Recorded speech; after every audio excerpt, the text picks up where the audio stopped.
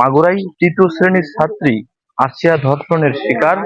সেই ধর্ষক হিটু শেখের বাড়ির সামনে কিন্তু আমরা দাঁড়িয়ে আছি।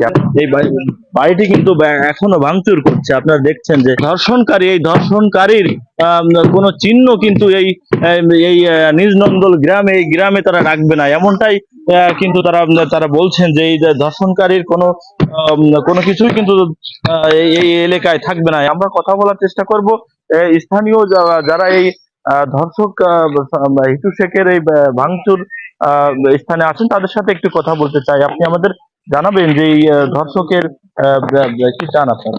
আমি চাই তার দৃষ্টান্তমূলক শাস্তি। এবং এখন আমরা দেখতে আসছি মাগুরা পেপারের থেকে এসে দেখতেছি যে হিটু সাহেবের ঘর বাড়ি গাছগাছালি সব ধ্বংসিত পরিণত হয়ে গেছে এবং এখানে একটা ইট বা কোনো কিছু থাকবে না। এইখানে আমরা চাচ্ছি যে আসিয়ার নামে মসজিদ অথবা একটা মাদ্রাসা হোক, এটা আমাদের আশা। এবং তার ফাঁসি হোক, তার 4 জনের ফাঁসি হোক, কৃষক সহ 4 জনের ফাঁসি হোক। আজ 4 দিনের 24 ঘন্টার ভিতরে তাকে ফাঁসি দিতে হবে, এটাই আমাদের সরকারের কাছে আমাদের আবেদন। আমরা চাই না যে এই ধর্ষকদের বাঁচায় রাখা, আর না হলে আইনের গতিতে চলবে না, আইন আমাদের হাতে তুলে দিতে হবে।